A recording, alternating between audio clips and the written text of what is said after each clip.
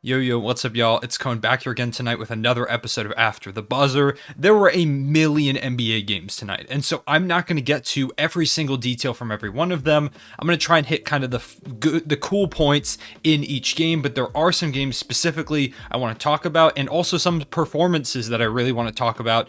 There were a lot of great performances tonight in the NBA. It was ridiculous. It felt like every game had some player going for their career high, getting close to it, or just in general balling out.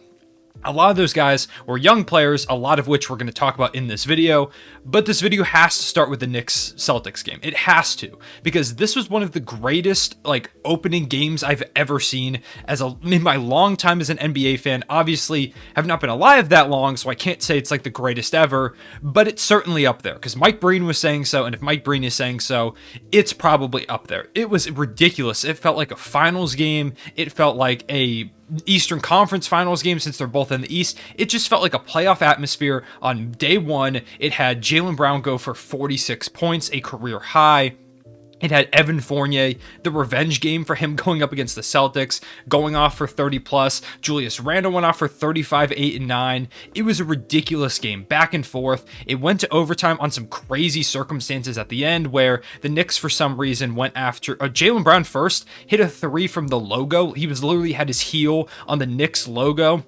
Then they get the ball back, down 3, and right at the buzzer, Marcus Smart hits a 3 because they stopped guarding him to double team in the backcourt. Jason Tatum falls over but still gets the ball to Schroeder, who gets it to Smart, who gets it off just in time to beat the buzzer with a 3 to send this to overtime. And then in the first overtime, it felt like neither team could miss. It was 3, 3, 3, 3. Both teams made, I believe it was their first 4 shots, and they were all threes. It was ridiculous. Raining threes in Madison Square Garden. And then it went to double overtime where the Knicks eventually pulled ahead and won 138 to 134. Crazy game. It was insane. Yeah, I don't even know what more to say about it. Really, what comes out of this game is Jason Tatum was really bad tonight, and that's not going to be the case all the time. Tatum is an all-NBA caliber player. If you watch this channel, you know how much I like Jason Tatum as a player. He's going to be perfectly fine, but really what this showed is that Jaylen Brown might be ready to take that next step. And if Jaylen Brown does take that next step and becomes an all-NBA level player, not even just an all-star, the Celtics are in for a pretty good season. Tatum shot horrifically this game. I can't overstate how bad he shot in this game, and they were still in it right up until the end. Grant Williams had great minutes for them. Robert Williams had great minutes. They were missing Al Horford, so he didn't play. Marcus Smart had 15, 8, and 6. 12 for Dennis Schroeder, who did not have a great Celtics debut, but he'll be fine. I'm just surprised the Celtics are in this with how bad Jason Tatum played, and to be honest, a lot of that does have to give credit to RJ Barrett's defense. RJ Barrett played great defense on Jason Tatum in this game. Also went for 19, 5, and 2. It was a great game from RJ. Part of his development as a player is getting that defense down. This team is great defensively, but they need someone to be able to go to and be a defensive stopper for those great wing guys like a Jason Tatum, and Barrett showed tonight that he's up for that challenge. It was a huge moment for him, a big performance, and a really gutsy way to get the season going for him. Mitchell Robinson with 11 and 17, welcoming himself back to the lineup. Derrick Rose only had 9, but he had a big bucket in double overtime to help seal the game, kind of as a dagger. Kemba didn't have a great Knicks debut with 10, 8, and 3. Also just not playing super smart basketball towards the end. The Knicks, though, definitely surprised. This was a great win for them as well. I know I was giving a lot of credit to the Celtics, but the Knicks, they fell apart at the end of regulation, and as a team, you have to be able to overcome adversity. You're going to make mistakes, especially at the beginning of the season. And it was very clear as the beginning of the season because there was just a lot of sloppy play, not just in this game, but in pretty much every game. And yet the Knicks, they weathered the storm. They weathered Jaylen Brown scoring 46, and they came out on top. That's what good teams do, and that's what they're going to have to continue to do because the East is super tough. You've got to win these games against teams like the Celtics, the Bulls, like the Pacers, other teams like the Hawks, Heat. You've got to win against these teams that you might be going up against for seeding in the Eastern Conference. So to get this win, get an early push on the standings, this is big for the New York Knicks, and it's a great way for them to kind of build off of their season. Julius Randle, in just one game, showed that he was not a fluke last year. He's the real deal. He is an all-NBA caliber player. We've seen it. And if he continues to play like this, he is the cornerstone for the Knicks. Moving on from that game, one of the first games of the night and one of the best performances on both teams, honestly, of the entire night was the Pacers-Hornets game. This game was ridiculous as well. The Pacers went up super big in this one. I think they were up like 18, I think they were up even 20 points at one point. And then the Hornets just stormed back, most of that led by LaMelo Ball, who had 31, 9, and 7 in just 29 minutes of play tonight. He was a monster. He was kind of unstoppable when he had the ball, drilling it from three, great playmaking, as you typically see from him. LaMelo is doing a little bit of everything, and if he's playing like this, not necessarily like 31, 9, and 7, but if he's playing with this much confidence, with this much consistency even, he could make a push to be an all-star. He is going to be the guy that gets this team into the playoffs if they do make it, and performances like this are definitely going to help get them there. Gordon Hayward with 27, 5, and 3, great game from him. On the Pacers side of the ball, Domantas Sabonis, 33, 15, and 2. It was a monster performance from him. He started off super hot in the first quarter. Chris Duarte, too, 27 points in his NBA debut. I said in my season prediction video, I thought he was going to make an all-rookie team because of his ability to come in and impact right away as an older player. And sure enough, he came in and impacted in a big way right away. Brogdon, 28 and 11. It just wasn't enough, and it's a big problem, the fact that the Pacers blew this 20-point lead. You can't do that. You're a team that a lot of people see as kind of like a fringe playoff team. You have to be able to win these games, especially when the team that you just lost to in the Hornets were your contemporary last season in the standings. They were right there with you, playing in that play-in game that you ended up losing. You have to be able to take down teams. You've got to be able to play... The Hornets, this is a team that you're going to play alongside for most of the season in the standings. So you need to win these games. And if you're blowing a 20-point lead to them, I get it. It's the beginning of the season. This doesn't spell the end at all for the Pacers, but you've got to be able to win these games. You can beat the Hornets in the play-in all you like, but you've got to win these games to make sure you're not in that position. This is one that they probably want back, and not a great start for their season. Like I said, great performances, but they've got to be better than this. Moving on from that game, probably one of the weirder games, I guess, was the Cavaliers-Grizzlies game. Another young player. As I keep saying, the theme tonight was young players having great performances. Ja Morant had 37, 6, and 6 in a huge performance, hit the dagger against Cleveland, winning this game for them. He looks like I said for Jaylen Brown, he looks ready to make a jump. He looks like he's going to become possibly an all-star this season. Jaren Jackson Jr. with 13, Desmond Bane with 22, Thunder legend Steven Adams, shout out to him with 8 and 14. It was a good game for the Grizzlies. This was a big win to get, starting off your season the right way. And like I said, Ja was just a monster, super confident blocking Lauri Markkanen, who the Cavaliers played at small forward today. I made a joke about that in my video about when they traded for him. I said, what are they going to do? Play him at small forward? And I guess they watched my video and said, oh, why didn't we think of that? We should definitely do that. They should not do that because that was terrible. He had a bad game tonight. I like Evan Mobley and Jared Allen starting at the 4 and 5. Evan Mobley had a good performance, 17, 9, and 6. Hit a corner 3 on the catch and shoot, which is cool because that's stuff that he's going to have to do.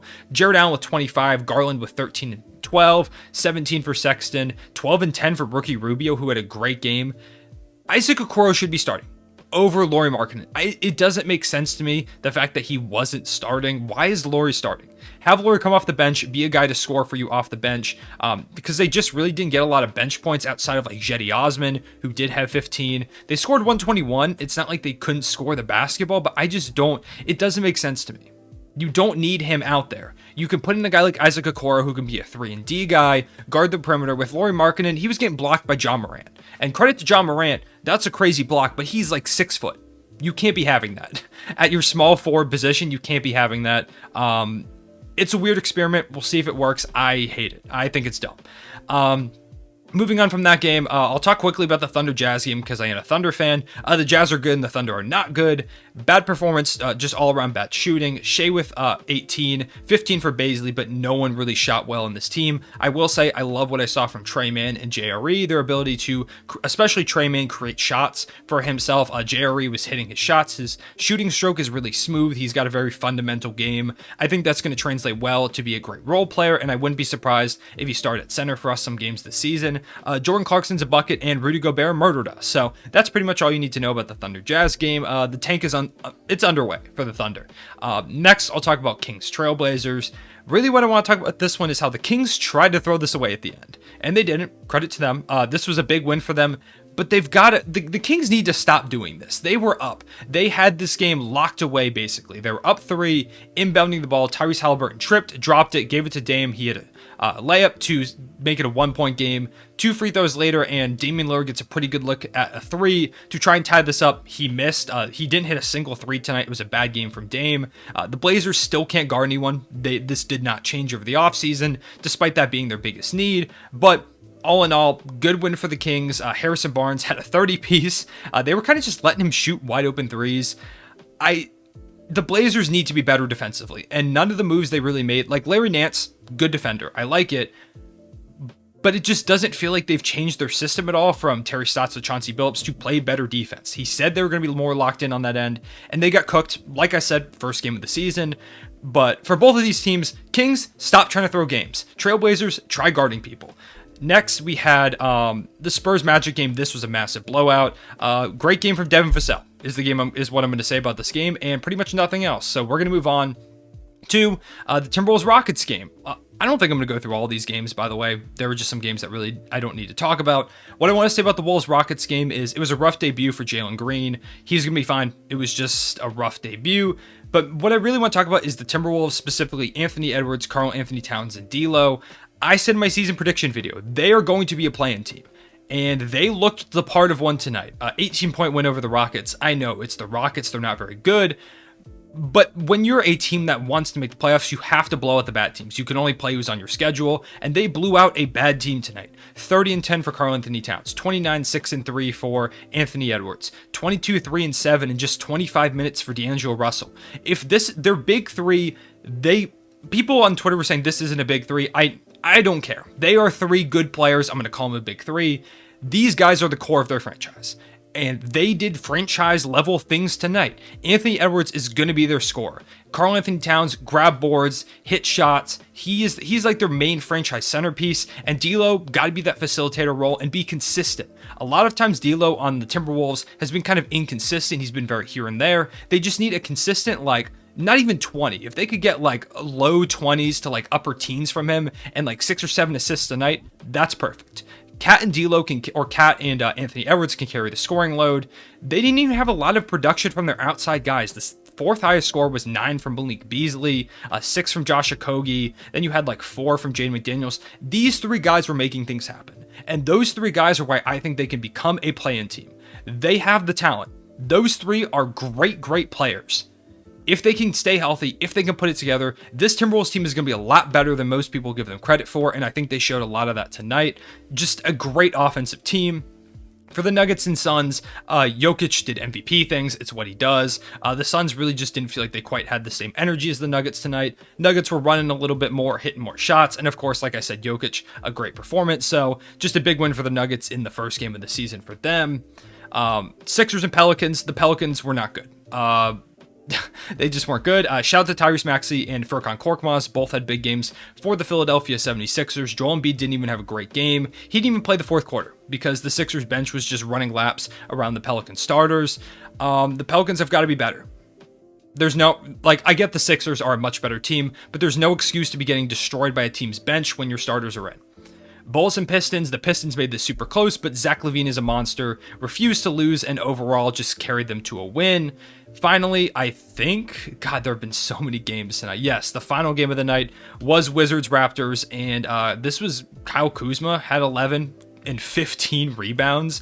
Great game from him. Montrezl Harrell had 22. Like I said in my predictions video, I could see him being a 6-man of the year candidate. 23 from Bradley Beal. On the Raptors side of the ball, not a lot going. 12 for Scotty Barnes in his NBA debut, which was big. OG Anunoby, who me and a lot of other people think is going to have a breakout season, only at 11 and 10, and he shot terribly from the field. It's the first game. He's going to be perfectly fine. Yeah, so that was pretty much it. Really, like I said, I want to highlight in this video is just how crazy the Knicks Celtics game was, and the fact that the league is in such good hands with this young talent. Guys all over the court tonight. All over the league were showing out, especially these young guys. It's just a great night to be a basketball fan. Glad basketball's back. I appreciate y'all watching. Let me know what your takeaways were from the games below. Did your team win? If your team hasn't played, are they going to win tomorrow? I appreciate y'all watching. I will see you all later. Real One Save back.